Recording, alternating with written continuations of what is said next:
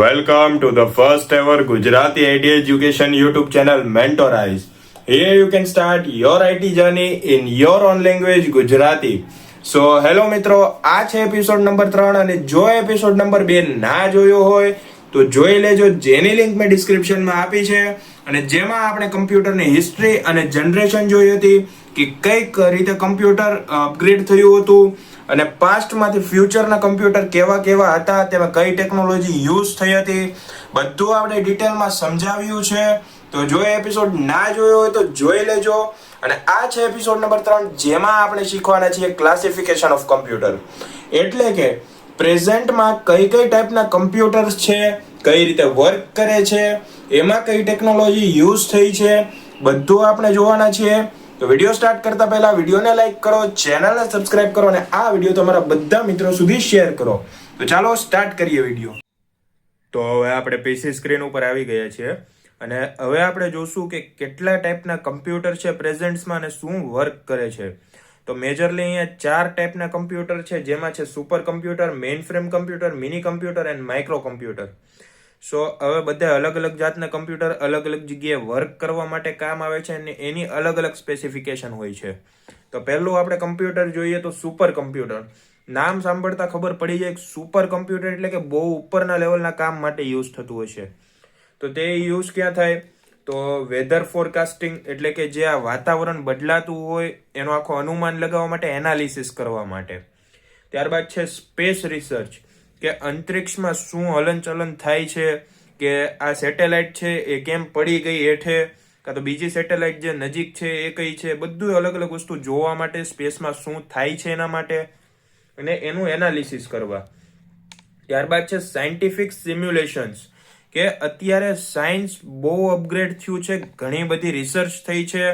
તો સાયન્સની અંદર બહુ અલગ અલગ જે નવી નવી ટેકનોલોજી આવે છે, કે નવા કેમિકલ્સ આવે છે, કે કોઈ પણ વસ્તુ અપગ્રેડ ઇમ્પ્રુવમેન્ટ્સ આવે છે, તો તેની રિસર્ચ માટે યુઝ થાય છે. કે એક્યુરેટ ડેટા, એક્યુરેટ યુઝ બધું તમને એમાં જણાવે છે. હવે એ મોસ્ટ પાવરફુલ અને ફાસ્ટેસ્ટ કઈ વસ્તુ માટે છે એ તમને કહું, અલ્ટ્રા હાઈ સ્પીડ. હવે આ વસ્તુ જ્યારે બહુ ઊંચા લેવલમાં વપરાતી હોય તો તેમાં તમારે જોવાનું કે કોઈ પણ વસ્તુ હલકી નહીં હોય. જેમ અત્યારે તમે કોલેજ માટે જો લેપટોપ લ્યો તો કેવું લ્યો કે 16GB રેમ, 512GB સ્ટોરેજ, એટલું ઇનફ છે. પણ આ વસ્તુ ગવર્મેન્ટ માટે છે અથવા બહુ આમ હાઈ લેવલની ઇન્ડસ્ટ્રી માટે જ છે. તો એ કઈ આવી નાની મોટી સ્પેસિફિકેશન તો લેશે નહીં. તો એ બહુ ટોપ લેવલના એવા કમ્પ્યુટર્સ લે છે કે જેની સ્પીડ આમ બહુ ઇન્ફાઇનાઇટ લેવલની હોય, કે એનું સ્ટોરેજ બહુ મોટું હોય, કે એમાં એ બધો ડેટા રાખી શકે, સર્વરના બધા ડેટા લોડ કરી શકે. સો ગવર્મેન્ટ એન્ડ રિસર્ચ યુઝ, જેમ મેં કીધું કે ગવર્મેન્ટ આ યુઝ કરે છે રિસર્ચ માટે, કે બહુ ફાસ્ટ ઇન્ટરનેટ હોય છે, એ લોકોનું બહુ મોટું સ્ટોરેજ હોય છે, ઘણા બધા ડેટા તેઓ લોડ કરીને રાખે છે. Very expensive. હવે જેમ મેં કીધું કે વિદ્યાર્થીઓ 16GB 512GB નું લેપટોપ લે છે, તો એ પણ એમને જો જૂનામાંથી લે તો 30-40 હજારનું આવી જાય આરામથી, પણ સારા માયલું, હાવ હલકા લેવલનું નહીં 16-512, પણ સારા લેવલનું. અને જો નવું લેવા જાય તો એ જ વસ્તુ એને 70-75 હજારની પડે. તો એટલો ફેર પડે. તો આ વસ્તુ તો એવી છે કે ગવર્મેન્ટ યુઝ કરે છે. હવે એ હલકી વસ્તુ તો લેશે નહીં, તો એના માટે ખૂબ જ એક્સપેન્સ કરે છે, કે આ વસ્તુ પાછળ એનો એટલો ખર્ચો થાય છે કે નોર્મલ કમ્પ્યુટર સામે તો એ કાંઈ નથી. નોર્મલ કમ્પ્યુટર 0.01% ભાગનું હોય છે એની સામે, એટલો ખર્ચો આનો થાય છે. હવે લીધા પૈસા આપણી પાસેથી જ છે તો લે તો ખરા ને બધું. સો સ્પેસ રિસર્ચ, જેમ મેં કીધું કે સ્પેસમાં શું થાય છે જોવા. ન્યુક્લિયર રિસર્ચ, કે બોમ્બ ફાટ્યો હોય, કે જાપાનમાં હોય, કે ક્યાંય પણ બોમ્બ ફાટ્યો છે તો એની રિસર્ચ કરવા માટે યુઝ થાય છે, કે ન્યા ઠેઠ લાંબુ થવાનું છે એને ત્યાં જ બધું ડેટા લાવો, પોતાના સિસ્ટમમાં સ્ટોર કરો, એને આખી રિસર્ચ કરો કે એમાં શું શું હતું, એમાં કે કયો કેમિકલ યુઝ થયો હતો, કે કઈ રીતે બ્લાસ્ટ થયું હતું, ત્યાં કઈ રીતે એને ગોઠવવામાં આવ્યો હતો, કોનો માસ્ટર માઇન્ડનો પ્લાન હતો. બધી રિસર્ચ માટે આ સુપર કમ્પ્યુટર યુઝ થાય છે. તો એ લેવલનું કામ છે, તો એ લેવલનું કમ્પ્યુટર પણ જોશે. હા, હલકા ફુલકા કમ્પ્યુટર એમાં નહીં હાલે કે 5-50 કરોડ આપણે ગવર્મેન્ટ પાસે લીધા કે મારે આ ગવર્મેન્ટ માટે આ કમ્પ્યુટર લેવું છે, અને 50 કરોડ લઈને તમે કઈ 5 લાખનું કમ્પ્યુટર ના બનાવી શકો કે ભાઈ ગવર્મેન્ટનો ચૂનો માર દઉં કે ભાઈ આવવા દે 50 કરોડ 5 લાખમાં હું પતાવી દઉં.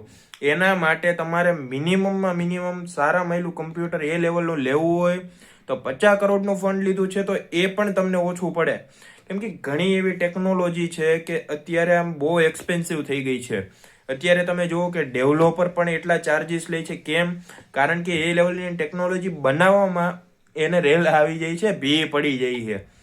તો એ બધી વસ્તુ એટલી મોંઘી થઈ ગઈ છે અત્યારે ટેકનોલોજી કે જો તમને બનાવતા આવડતી હશે ને તો તમને એટલો રૂપિયો મળશે. તો અત્યારે આઈટી એટલે બૂમ થયું છે કારણ કે એની ટેકનોલોજીના લીધે રિયલ લાઈફમાં લોકોને આમ ફાયદા થાય છે, બેનિફિટ્સ થાય છે.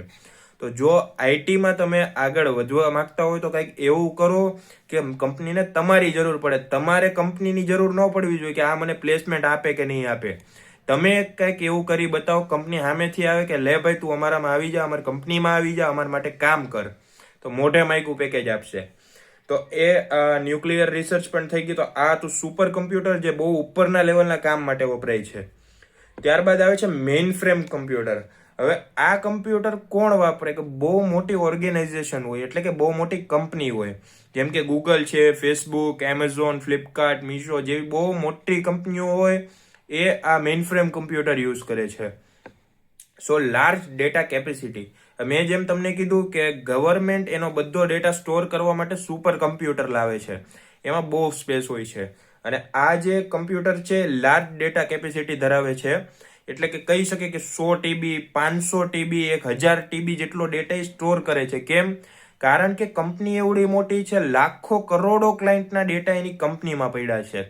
હવે એક ક્લાયન્ટનો ડેટા 1 GB નો થતો હોય તો હવે એવા એની પાસે કરોડો ડેટા છે, કરોડો GB ને એને સ્ટોર કરાવવાનું છે, કરોડો TB એને સ્ટોર કરાવવાના છે. તો એ ટાઈપનું એને સ્ટોરેજ પણ જોશે, તો એ લેવલનું કમ્પ્યુટર પણ જોઈએ. એટલે કે મેઇન ફ્રેમ કમ્પ્યુટર છે, એમાં ઘણી બધી તમે આમ ડેટા સ્ટોર કરી શકો, ઘણી બધી કેપેસિટી હોય છે એમાં. તો મેઇન ફ્રેમ કમ્પ્યુટર બહુ ઊંચા લેવલની કંપની માટે વપરાય છે, ગવર્મેન્ટ કરતાં નીચે પણ બહુ હાયર લેવલની ઇન્ડસ્ટ્રી માટે.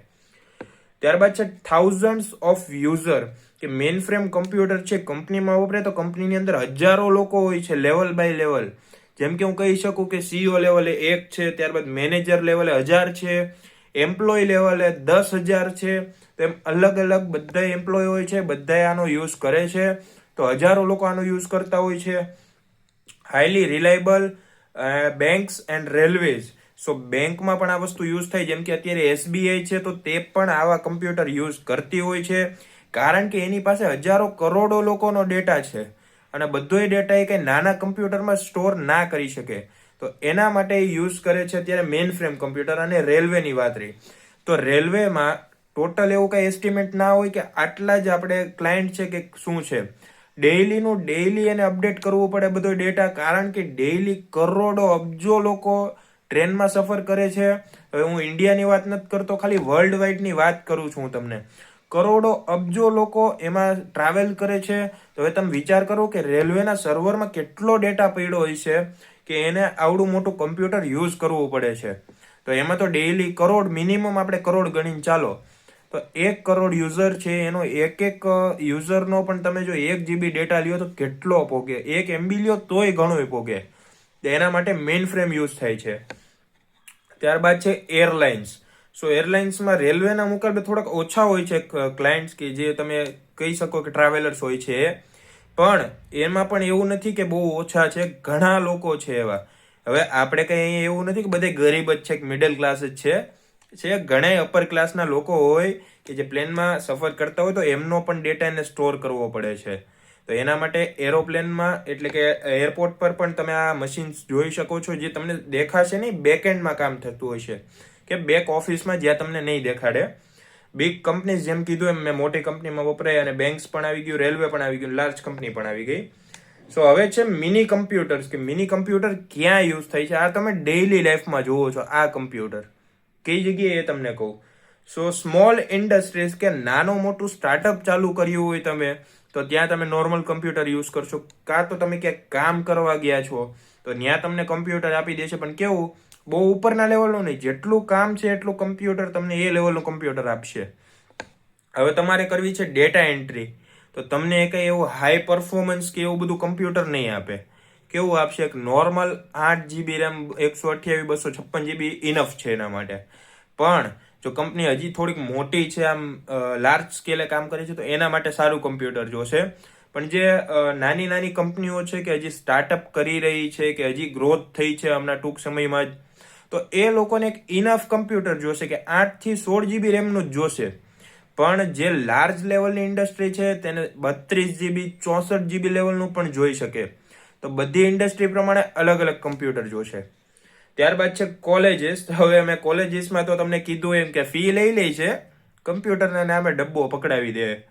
કોલેજમાં જાઓ તમે, લેબનો તમારે લગભગ સેશન ક્યારેક આવે એ જોવાનું. આખી થિયરી ભણાવી દીધી એ રટીને આવ્યો હોય એમાં. પણ જ્યારે પ્રેક્ટિકલનું નામ પડે ને, આવતા વીકમાં આપણે પ્રેક્ટિકલ કરાવશું. આવતો વીક આવે એટલે સાહેબને પોતે ન ખબર હોય કે આજ પ્રેક્ટિકલ કરાવવાનું છે મારે. અને જે ખબર પડે કે ભાઈ સાહેબ આજ પ્રેક્ટિકલ છે, તો સાહેબને ખબર અહીંયા ડબ્બા પડ્યા હાલવાના નથી. અને જો તમે ધરાર લઈ જાઓ હોય ને લેબમાં, શું કે 2 કમ્પ્યુટર ઉપર 1 જણા બેસી જાઓ, મતલબ એક કમ્પ્યુટર ઉપર 2 જણા બેસી જાઓ, કે તમે 2 જણા એક કમ્પ્યુટરમાં કામ કરો, બીજા તમે 3 જણા છો એ એક કમ્પ્યુટર ઉપર કામ કરો. તો એ જે લેબમાં વપરાય એ છે આ મિની કમ્પ્યુટર. સો કોલેજીસમાં હોય કે સ્કૂલ્સમાં હોય, તમે જોતા જશો કે જે મીડિયમ લેવલના કમ્પ્યુટર આવે છે તો એને કહેવાય મિની કમ્પ્યુટર્સ. લેબોરેટરીઝમાં વપરાય, જેમ કે દવાખાનાની જો અંદર હોય લેબોરેટરી, કે મોટું હોસ્પિટલ હોય ત્યાં પણ લેબોરેટરીઝ હોય છે અંદર. અને અમુક એક્સટર્નલ પણ હોય છે કે ખાલી લેબોરેટરી હોય, તો ત્યાં પણ ક્લાયન્ટનો ડેટા સ્ટોર કરવા માટે આ વપરાય છે મિની કમ્પ્યુટર્સ. અને મોડરેટ કોસ્ટ, કે બહુ આમ હાઈ કોસ્ટિંગ નથી, બહુ આમ અફોર્ડેબલથી બહાર જાય એવું નથી, અફોર્ડ કરી શકો તમે આ વસ્તુ. કે એવું નથી કે આ વસ્તુ તમારે લેવા માટે EMI કરવી પડે, બહુ તમે અફોર્ડ કરી શકો આ વસ્તુ, એટલું કોસ્ટલી નથી. ત્યારબાદ છે માઇક્રો કમ્પ્યુટર. આ વસ્તુ શું છે, આપણે ઘરે યુઝ કરીએ તે, જેમ કે ડેસ્કટોપ એન્ડ લેપટોપ. તો ડેસ્કટોપ એટલે આપણે ઘર માટે કંઈ એવું બધું ખાસ PC નહીં લઈએ, નોર્મલ વર્ક થાય એટલું લેવાના. અને બીજું છે લેપટોપ. સો લેપટોપમાં કેવું છે, લેપટોપ તમને અત્યારે બધી રેન્જના મળશે, જેવું લેપટોપ જોઈએ એવું. 15,000નું મળશે, 25,000નું મળશે, 50નું મળશે, લાખનું મળશે. જેવું લેવું હોય એવું મળે, પણ તમારી સ્પેસિફિકેશન પ્રમાણે લેવું પડે તમારે. હવે તમે ઘરે વાપરશો તો તમે કઈ એવા હાઈ લેવલના કમ્પ્યુટર નહીં લ્યો કે જે તમારે આમ બહુ ઊંચી ઇન્ડસ્ટ્રીમાં કામ કરવાનું છે. ઘરે શું કરશો, ગેમ રમશો, એક્સેલ ફાઇલ શીખશો, પાવર પોઈન્ટ બનાવશો, કાં તો કાંઈ પણ યુટ્યુબ જોશો, ગમે એ વસ્તુ છે, પણ એટલું હાઈ લેવલનું કામ નથી. તો ઘરે તમે આ યુઝ કરશો. ત્યારબાદ છે ટેબ્લેટ. સો ટેબ્લેટ પણ તમે જુઓ કે કમ્પ્યુટર કરતાં સેજ નાનો હોય. જેમ કે કમ્પ્યુટર આવડું છે તો ટેબ્લેટ ખાલી આવડું જ આવશે, પણ કાંઈ લાંબો ફેર નથી, કામ કમ્પ્યુટર જેવું જ કરશે એ. પણ એની અંદર ઇન્ટરનલી બધી ચિપ છે કે કોઈ પ્રોસેસર છે, બધું અંદર છે. અને સ્માર્ટફોન જે તમે ડેઈલી યુઝ કરો જ છો, કે એમાં રેમ હોય, રોમ હોય, કે જે પણ તમે અંદરના પ્રોસેસર કહેતા હોય એ બધું યુઝ થાય છે. એજ્યુકેશન લેવલે કે ઘણા એવા ઇન્સ્ટિટ્યૂટ છે કે સારા PC અફોર્ડ નથી કરી શકતા, તો એક ઇનફ લેવલના PC લઈ લે છે કે જે આપણે એને મેક્સિમમ યુઝ કરીએ તો આપણી નીડ્સની બહારું નથી જતું. એવા PC હોય છે અમુક ઇન્સ્ટિટ્યૂટ પાસે. અને એના તમે ગૂગલમાં રિવ્યૂ જોજો ખાલી, કે રિવ્યૂ કેવા આપશે સ્ટુડન્ટ્સ એના, કે અહીંયા એક તો અડધા PC હાલતા નથી, અને PC હાલે તો આ લોકો પાસે એવી ગરજ જ નથી કે ભણાવી, કેમ કે એ લોકોને ખબર છે કે આપણું PC આ વસ્તુ અફોર્ડ નહીં કરી શકીએ, કે આટલું કામ નહીં કરી શકે. અને જો તમે કામ કરાવવા ગયા અને PC બંધ થઈ ગયું, નામ શું બગડશે કે આ ઇન્સ્ટિટ્યૂટ પાસે સારા PC જ નથી. તો ઘણા એવા ઇન્સ્ટિટ્યૂટ હોય. ઓફિસ વર્ક, કે હવે અત્યારે તમે જોજો ઘણા સ્ટાર્ટઅપ છે ઘરેથી લોકો ચાલુ કરે છે, કે ઘરે બેઠા બેઠા અમે ડિજિટલ કંપની સ્ટાર્ટ કરીએ, કે ભાઈ ક્લાયન્ટને કોલ કરો, તમારું કામ અમે લેપટોપ કે કમ્પ્યુટર ઉપર ઘરેથી કરી દઈએ. તો એને બહુ ઓફિસનું રેન્ટ કે કોસ્ટિંગ ચૂકવવું નથી પડતું, તો એ ઓફિસ વર્ક કરી શકો ઘરેથી. ઇન્ટરનેટ એન્ડ હોમ યુઝ, કે નોર્મલી તમે જે ફોનમાં વાઈફાઈ કનેક્ટ કરો છો, PC કનેક્ટ કરો છો, તો એ હોમ યુઝ કરી શકો, કે ભાઈ ઇન્ટરનેટ થ્રુ તમે ઘરે જ યુઝ કરી શકો, કોઈ બહુ મોટા વાઈફાઈ કે સર્વરની જરૂર નથી. તો એને કહેવાય માઇક્રો કમ્પ્યુટર. સો આ હતા આપણે ક્લાસિફિકેશન્સ કહી શકાય કમ્પ્યુટરની. સો આટલા જાતના કમ્પ્યુટર અત્યારના ટાઈમમાં અવેલેબલ છે. અત્યારે તમે બધી જગ્યાએ જો તમને જવાની પરમિશન હોય, સો મોટી જે વેધર ફોરકાસ્ટિંગ છે ત્યાં, અથવા તો ગવર્મેન્ટની કોઈ પણ એવા ડિપાર્ટમેન્ટ છે કે જે આવા કમ્પ્યુટર યુઝ થતા હોય, તો સ્પેશિયલ પરમિશન લઈને જો તમને જઈ શકાતું હોય તો જાઓ, બધું જોવો, સમજો. ત્યારબાદ છે મેઇન ફ્રેમ કમ્પ્યુટર. તો આ જગ્યાએ તમે જઈ શકો. એના માટે તમારે એક વિઝિટિંગ કાર્ડ ને લેટર જોઈએ કે ભાઈ તમે અંદર જાઓ, આ બધું જોવા માટે આવ્યા છો. તો એક વિઝિટિંગ પર્સન તરીકેનો તમને કાર્ડ આપશે, તો એમાં તમે જઈ શકો. મેઇન ફ્રેમ કમ્પ્યુટર કેવો હોય એ પણ તમને બતાવશે. પણ સુપર કમ્પ્યુટર્સ છે એ જોવા માટે તમારે થોડુંક હાર્ડ પડશે, તો એ નહીં જોઈ શકો. પણ મેઇન ફ્રેમમાં ટ્રાય કરો. મિની કમ્પ્યુટર તમે જોવો જ છો અને માઇક્રો કમ્પ્યુટર એ તમે ઘરે યુઝ કરો છો. તો આટલી હતી ક્લાસિફિકેશન્સ, અને એની સાથે જ આજનો વિડીયો થાય છે પૂરો. તો જો આ વિડીયોમાં તમને કંઈ સમજ ના પડી હોય તો કોમેન્ટ કરજો, જેથી હું તમને હજી ઇઝીલી શોર્ટ્સ થ્રુ આ બધું હું તમને સમજાવી શકું. સો આ વિડીયો પસંદ આવ્યો હોય તો વિડીયોને લાઈક કરો, ચેનલને સબસ્ક્રાઇબ કરો, અને આ વિડીયો તમારા બધા મિત્રોને શેર કરો, જેથી તેમને પણ આ વિડીયો હેલ્પફુલ થઈ રહે. તો મળીએ નેક્સ્ટ વિડીયોમાં.